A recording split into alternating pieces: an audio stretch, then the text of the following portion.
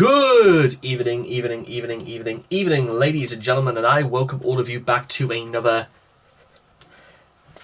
Rage video, where tonight, ladies and gentlemen, another unique change of pace, because I really kind of wanted to make this video actually for a long time.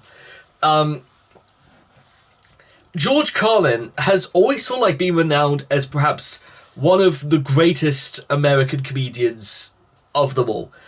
And I genuinely... It's an interesting thing I have about comedians nowadays, is that when I was about like 13, 14, 15, loved him. Absolutely loved him. I've seen Milton Jones, I've seen Lee Mack, I've seen Ross Noble.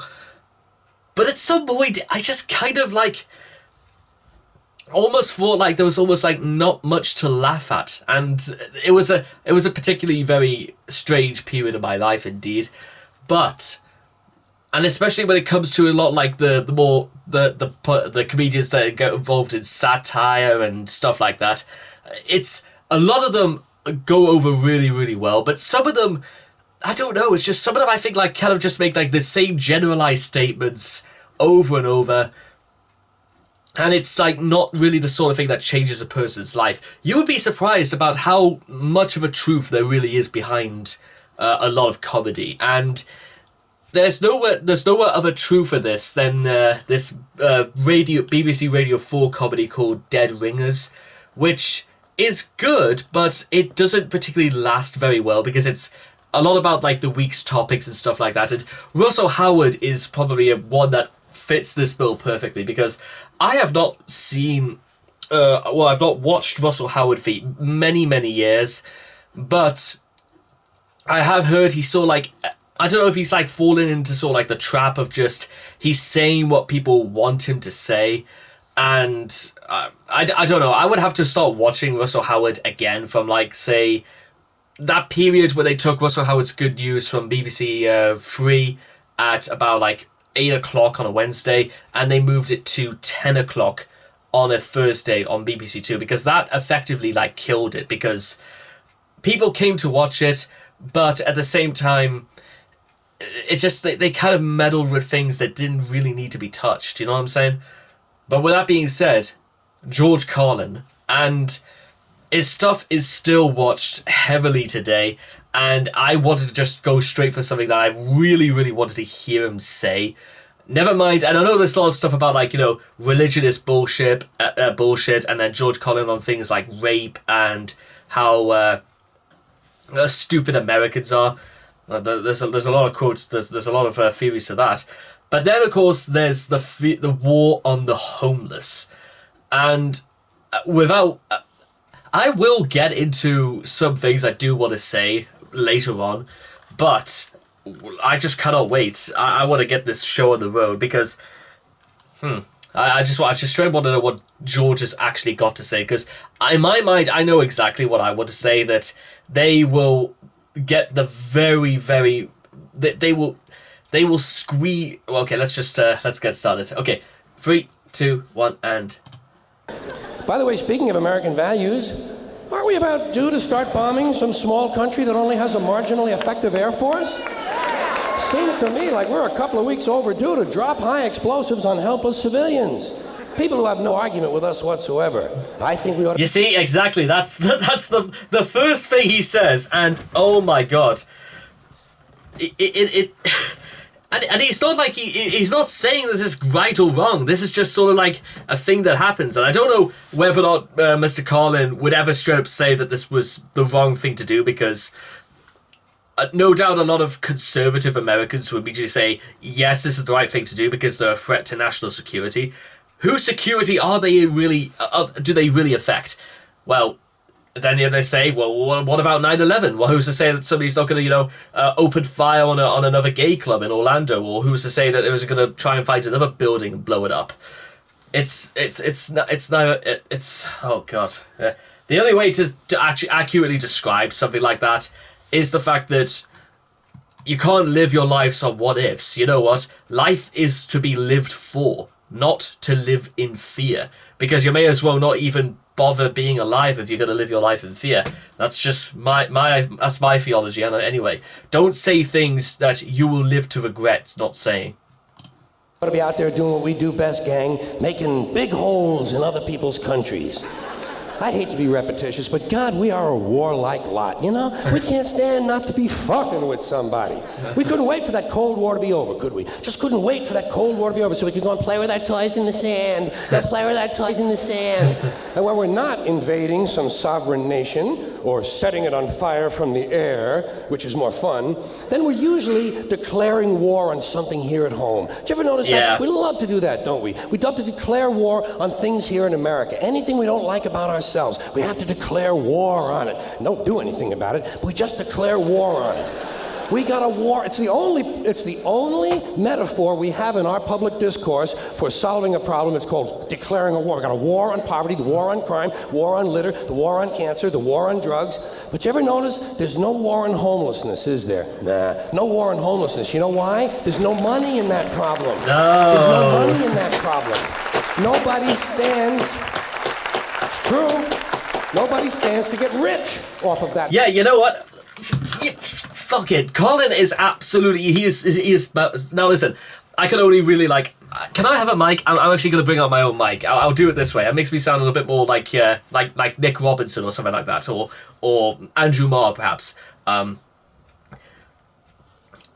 I can only really speak on terms of how in Britain I could see the point of view on this, but especially for anybody who has ever seen the front of the Daily Mail or the Daily Express, you will immediately say they will give the absolute world and a leg towards painting about how good this current government is. I will say this right now, ladies and gentlemen, and I do not give a fuck who says I'm wrong. You know what? If people do not like this, they can go piss up a rope, in my opinion. Richie Sunak is worse than Liz Truss. Because despite all the destruction, despite all the chaos that Liz Truss has caused this country, the irreparable damage that Kwasi Kwarteng has done, and despite everything about that, Labour MP who got sacked for trying to make it about Kwasi Kwarteng's skin colour, I will agree with her at one point. He is an imitation he was an imitation chancellor. He wasn't a real chancellor. He was gambling with people's money in the most unprecedented ways. People rip into the banks of England all throughout 2009. This is... If they want to claim to be better, they should have straight up knew not to do what they did. And one thing they will always say is that it's always a war between the NHS and as well as those cocksuckers, the Sun newspaper. And today, they straight up went on a war, I want to say, against Alec Baldwin, saying that nobody is above the law, while not actually poking fun at anyone actually important or in power, like Richie Sunak or... It was one of the secretaries who was refusing to pay for $3 million in back taxes or something like that. I apologize for the names because I can't quite remember what the name is right now. But we know who is it Nadim the Right Honourable Zahari, I think he is. But you guys know who I'm talking about, and by the time after this, you will not stop hearing about it either. And then on the same day when Richie Sunak was fined by Lancaster police for not wearing a seatbelt while in a car. And the thing I want to always make a note about this, ladies and gentlemen, is that I will leave in the comments down below the next time any newspaper ever mentions war. Because, unfortunately, what people don't seem to be realised is that, again, not only is there no money to be made in war against, the homeless or the fact that, or anything the NHS have been on strike for many, many days now and stuff like that, and the country is absolutely on its knees with this government basically pissing off the most important secretary, the most important work department in this entire country, the NHS. They will go after anyone else just, because they would rather declare... They invoke the strategy I like to call, look over there! Which is exactly what it means. It is look over there. And again, they will not do this towards anyone else, especially not the homeless, especially not in this country either, let alone the US, but they will not do it either. Because as far as people are concerned, we've been brainwashed into believing that all people who are homeless are not actually homeless or destitute. And there are plenty of places, where they can find shelter and, things where there's good meals, or whether down it's like the YMCA or some youth or some hostels or anything like that. There are places like that all over the place. But however, the attitude is almost open hostility against them. Problem. You could find a solution to homelessness where the corporate swine and the politicians could steal $2 million each. You'd see the streets of America begin to clear up pretty goddamn quick. I'll guarantee you that. I agree. Guarantee you that. Now, I got an idea for homelessness. You know what they ought to do? You know what they ought to do? Give the homeless their own magazine. Give them their own magazine. It would make them feel better, for one thing. That's a sure sign of making it in this country. Every group in this country that makes it and arrives at a certain level has its own magazine. You have Working Mother magazine, Black Entrepreneur magazine, Hispanic Business magazine. In fact, any activity engaged in by more than 4 people in this country has got a fucking magazine devoted to it. Skydiving, mountain climbing, snowmobiling, backpacking, bungee jumping, duck hunting, shooting someone in the asshole with a dart gun, jerking off. They probably have a magazine for that. I'm sure they have. Oh, there's plenty about the shooting darts. Walking.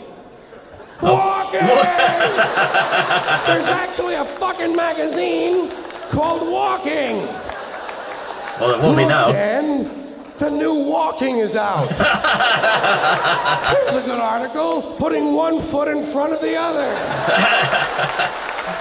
It's probably going to be like a monthly thing. Give them. Damn. Give the homeless their own magazine. You know what you call it? Better Crates and Cartons. Ooh. Then when they get finished reading it, they can use it to line their clothing.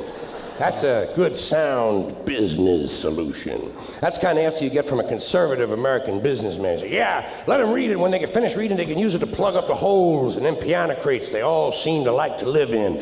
A good, sound, practical, conservative American business solution.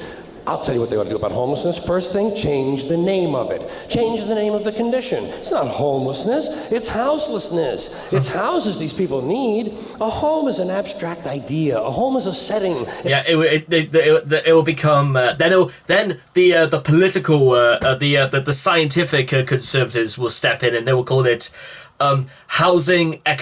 economically housing depravity. They don't have a house. You know what? I absolutely. I was, interestingly enough, I was listening to Ricky Gervais and Steve Merchant and Carl Pilkington earlier today, and they straight up, Carl Pilkington wrote in his diary that they should get, I'm surprised that people don't sponsor the homeless to, wear some clothes and just display it. Everyone's a winner. The problem is that I think even in this day and age, people would be looking at it and going, oh, well, actually, it's not too bad. I mean, but then again, what happens when they try and sell off their stuff? And this is, again, this misconception. Again, what you have to understand, and I want to make this, I'll get back to this in a second, but you have to understand, some people who live out on the streets, they will, you know what I would do, ladies and gentlemen, if I was on the streets, if I had to sleep in the cold, in the rough, anything like that, I would want to do everything I could to make sure I was off the streets as fast as possible. And sometimes you would have to turn to any need just to get off them. And when I go to work, I see dozens of people homeless. And they lay literally all over the town where I work in. And so some of them are clearly, obviously, getting their resources elsewhere. Some of them do absolutely put it on just so they can elicit more sympathy. But the thing I have to understand is that it can't be pleasant. Nothing about the situation can be pleasant for, well, not for anybody, but for the people that are actually just sat on the floor, on the curb, in all weathers, just asking for money. Nobody really suffers except for the people who actually beg, because if you could make even so much as £10 a day in begging, it would become a respectable trade immediately. And sometimes I think that's what people really are really pissed about homeless people for, more than probably they should, because they will get money literally for doing nothing, for just showcasing how miserable the whole venture really is. And that's sort of the view we have towards the homeless. And unfortunately, ladies and gentlemen, and if you, for the people who may not like this next part, the only way I would ever absolutely know about what sort of world it would really be like is that if I actually decided to sleep on the streets.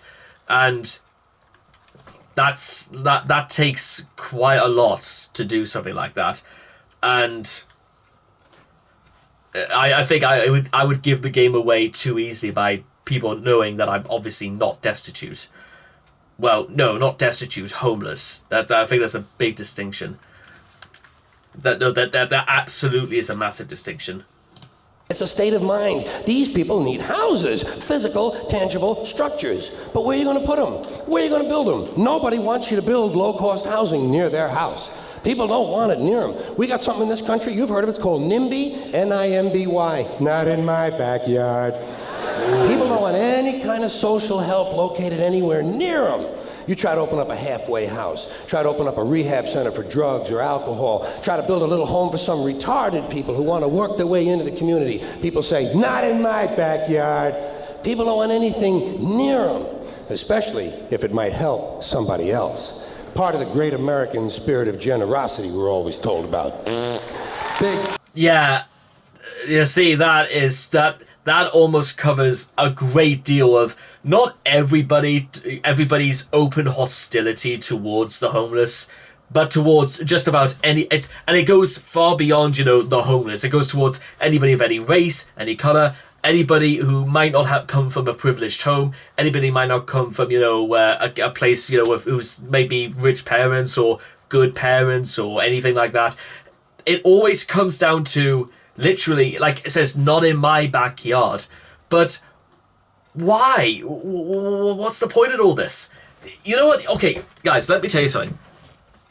Apparently, there was an assault that happened in my village last week, and I told my parents about this. I absolutely said, the second I find out who this person is who thinks it's okay to assault women in public, in my village, forget the Northeast. I will force them into Ushuaia or Punta Arenas, or as far away from civilization as that you could possibly get, because you can't get away with that. And I think the reason why it hurts so much when it happens in your own place is because I really, really like the place I live in. And you know what? This could go for many people in all towns and villages across, not just in England, but across the entire world. And they did nothing wrong in this case. It's the distinction between innocent and the guilty. And, well, what about for those who just, again, like I said, didn't get the breaks in life that people like I got, or who didn't have the best homes or the best upbringings or people to listen to them? Are you really trying to tell me is that they do not deserve a fair chance? Now, it is true. Again, at the same time, people will literally squander every single opportunity they may get, but it should still be there. I'm a firm believer. If I was in that situation, I would expect the exact same thing. In fact, never mind expect, I would be the most generous SOB on earth if that sort of thing happened. And again, I even talked to some people on Reddit about this, and I was simply like, you know what, at the end of the day, it's your life. It should be about what you want, not what you want other people to see you as, and stuff like that. If it's fine by you, then that really is all that matters. It's not quite the same thing when people openly say the things they want is to make sure that nobody else can do as well as they can, because that is conservatism at its very, very basic, and sadly, its very, very worst. Generous American nation. Ask an Indian about that. Ask an Indian how generous this country is. If you can find one, you got to locate the Indian first. We've made him just a little difficult to find. Or if you need current data, select a black family at random and ask them how generous this country has been. People don't want anything near them, even if it's something they believe in, something they think society needs, like prisons. Everybody wants that, right? Everybody wants more prisons. That's the new answer to all of our problems. Lock a lot of motherfuckers up. Everybody wants more prisons. They say, build more prisons! But not here. Well, why not? What's wrong? What's the problem? What's wrong with having a prison in your neighborhood? Well, it seemed to me like it would make it a pretty crime-free area, don't you think? Mm-hmm. You think a lot of crackheads and muggers and pimps and hookers are going to hang around in front of a fucking prison? Nope. Bullshit, they ain't coming anywhere near it. What's wrong with these people? All the criminals are locked up behind the walls, and if a couple of them do break out, what do you think they're going to do? Hang around? True. Real estate trends? True. Bullshit. They're fucking gone. That's the whole idea of breaking out of prison, is to get the fuck as far away as you possibly can. Not in my backyard. People don't want anything near them. Except military bases. They don't mind that, do they? No, they like that. Give them an army base. Makes them happy. Why? Jobs. Jobs. Self-interest. Even if the base is loaded with nuclear weapons, they don't give a fuck. They say, well, I'll take a little radiation if I can get a job. Working people have been fucked over so long in this country, those are the kind of decisions they're left to make.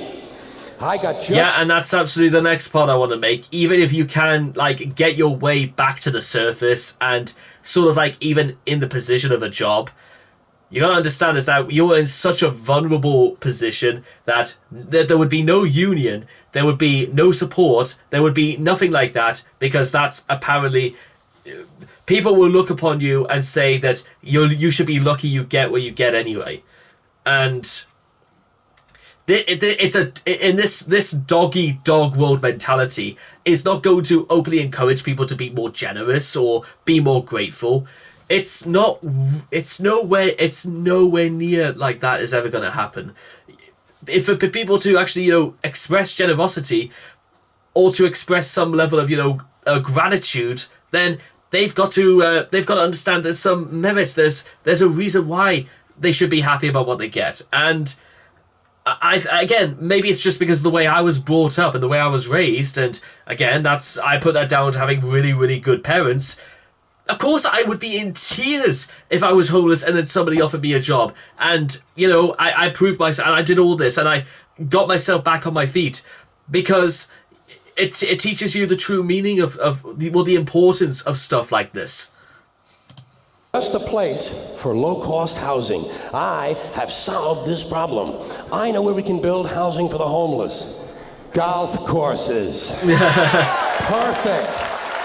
Golf courses. Perfect, yeah. Just what we need. Another golf course. Plenty of good land in nice neighborhoods. Land that is currently being wasted on a meaningless, mindless activity engaged in primarily by white, well-to-do male businessmen who use the game to get together to make deals to carve this country up a little finer among themselves. I am getting tired. Really tired. This microphone isn't even connected to anything. I just kind of thought it was cool to have it here. I am getting tired of these golfing cocksuckers in their green pants and their yellow pants, and their orange pants, and their precious little hats, and their cute little golf carts. It is time to reclaim the golf courses from the wealthy and turn them over to the homeless. Golf is an arrogant, elitist game, and it takes up entirely too much fucking room in this country. Too much fucking room in this country. It is an arrogant game on its very design alone. Just the design of the game speaks of arrogance. Think of how big a golf course is. The ball is that fucking big. What do these pin-headed pricks need with all that land? There are over 17,000 golf courses in America. They average over 150 acres apiece. That's over 3 million acres. That's 4,820 square miles. You could build 2 Rhode Islands and a Delaware for the homeless on the land currently devoted to this meaningless, mindless, arrogant, elitist, racist. There's another thing. The only blacks you'll find in country clubs are carrying trays and a boring game for boring people. Did you ever watch golf on television? It's like watching flies fuck. And a mindless game. Mindless. Think of the intellect. Think of the intellect it must take to draw pleasure from this activity. Hitting a ball with a crooked stick and then walking after it. And then walking after hitting it again. And again. I say, pick it up, asshole. You're lucky you found the fucking thing. Put it in your pocket and go the fuck home. Go the fuck home. You're a winner. No chance of that happening. Dorco in the plaid knickers is going to hit it again and walk some more. Let these rich cocksuckers play miniature golf. Let them fuck with a windmill for an hour and a half or so. See if there's any real skill among them. Now, I know there are some people who play golf who don't consider themselves rich. Fuck them! And shame on them for engaging in an arrogant, elitist pastime. Hey, here's another place we could put some low-cost housing. Cemeteries. There's another idea whose time has passed. Saving all the dead people in one part of town? What the hell kind of a superstitious, religious, medieval bullshit idea is that? Plow these motherfuckers up, plow them into the streams and rivers of America. We need that phosphorus for farming. If we're going to recycle, let's get serious. Thank you. My God. I don't know exactly what I would say if George Carlin was still alive today, and what he would say about the state of America in particular. And again, I can only extend this as far as how I view British society. But let me tell you something right now, ladies and gentlemen. Britain is fucking worse than the US for this, and I will tell you why. It's not just because, again, not in my backyard or anything like that, because what this video has basically told me is something that I've kind of had in my mind for a bit of a while now, but I may as well fucking say it. It's not about Sunak being worse than Truss, although that's a really good start point, but it goes much deeper than this. It goes places so deep that literally you would almost say, oh, fuck it, I don't even want to get back to the surface anymore. I'm in too deep. You're a part of it, or it becomes you, you know what I mean? It is very, very simple, but in retrospect, it is simply how the rich literally control everything that happens on Earth. And most importantly, it is simply white men who control all this bullshit. It's always about... I heard on the radio this morning about it was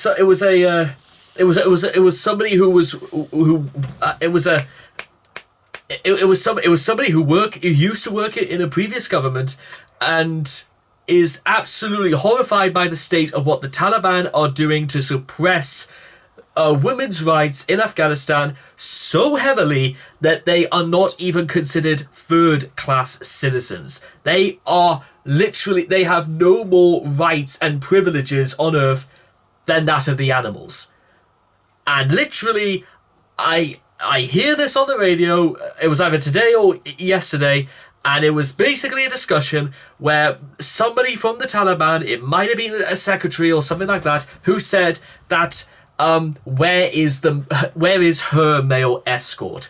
So what you're trying to tell me, in this world we live in right now, where people, a very small, very simple-minded, very, very arrogant set of people can decide what is what in this world just so they can stay on top. It is literally, the way things literally are, is just a way so the rich cannot be devoured by the poor. Unfortunately, and this is something I've always, again, I wanted to express very, very much so, is that there will come a time when this is either going to change or it's simply going to change hands ever so slightly, and because people won't take this bullshit anymore. And getting back to what I said about the homeless as well, people will look so heavily down on the homeless for having any concession whatsoever to having any form of intellect or pride or anything like that, people will look so heavily down on them because that's because of the things like the tramp monster exist, who simply exist just to avoid work, who literally expect to get everything for nothing, for basically living on the very fringes of society. And unfortunately, what I've come to realize more than anything, ladies and gentlemen, is that short of there ever being a British Revolution in which the UK will become the United Republic, and but the problem is that so many times I often think to myself, the only way out of this, the only way out of being looked down upon and scowled at and spat upon and trampled under, for just because I'm not rich, the only way to get out of this is to be rich. And people act like this is literally the only feasible way that they can be treated any better in society. But unfortunately, it doesn't. Because snooty, they will never, ever, ever go anywhere near any poor person ever in this country. Will never accept them because of their background. Because some people will look at them and say that, oh, they've only got just luck. They actually didn't get through this worth because our money is a blessing. It is a birthright. And it's the same for the royal family as well. Literally, this year is not even 3 weeks old, and at least 17 days of this entire year has been devoted literally to listening to the royal family bicker amongst themselves, and then you hear the stories about £64,000 coats and dresses worn by the Princess of Wales and stuff like that. You hear all of this blah blah blah bullshit, and then you can't even. They will not, like, how many It drives me so angry because it's maddening. It is the most maddening experience I could possibly tell you guys, because how can I see? Because I've been told systematically time and time again not to say these things, but why can't I say these things? I'm fucking sick of all this shit.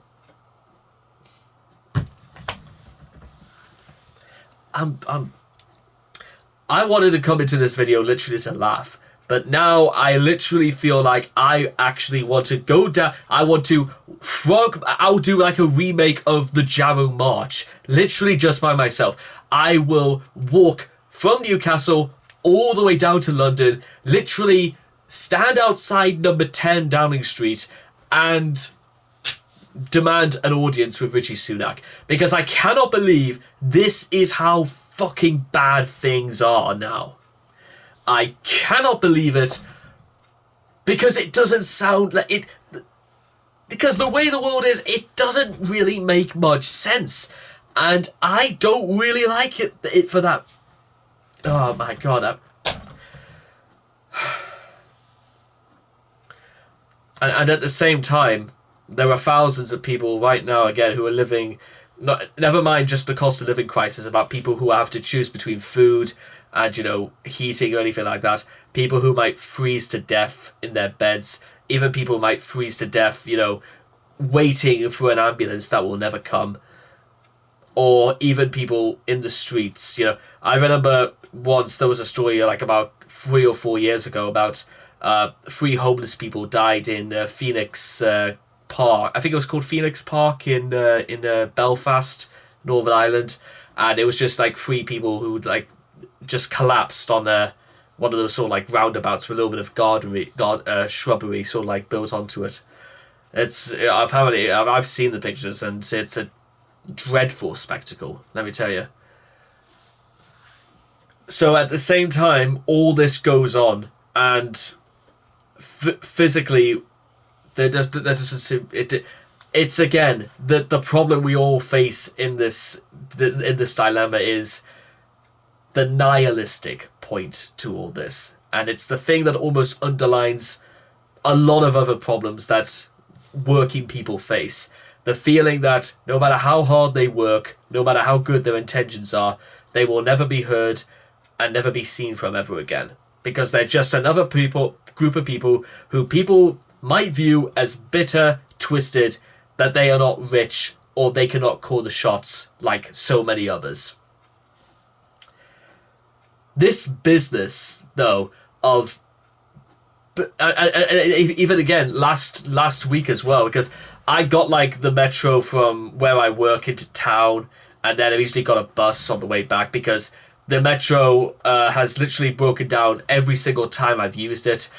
One time it takes from like 10 minutes to get from where I am into town, and it broke down twice, but it still managed to move away okay. Even when we were stuck on the spot where literally it was one stop away from getting to my destination, it couldn't fucking manage that. A 10-minute journey literally took 30 minutes. It would have been faster to walk. And then I get on the bus. Well, last week there was the problems on the metro. Last week on the bus, the fucking driver got lost. Just literally you have to go straight on just to get to my village, and this fucker made the effort to go the wrong way, and all he could do was swear for fuck's sake under his breath and take up like 20 more minutes of our time, and then never mind issuing refunds to people, because there's like 30 people on this bus. He didn't even say he was sorry. And I've sent off a very, very formal complaint about this to Nexus, and whether or not anything gets done about this, I genuinely cannot say. And I probably won't ever know either. This business of petty inconvenience and indignity of being kept waiting about and having to do everything at other people's convenience, even when you literally want to do everything you can to get out of whatever situation you're in, is inherent in working class life. 1,000 influences constantly press a working man down into a passive role. He does not act. He is acted upon.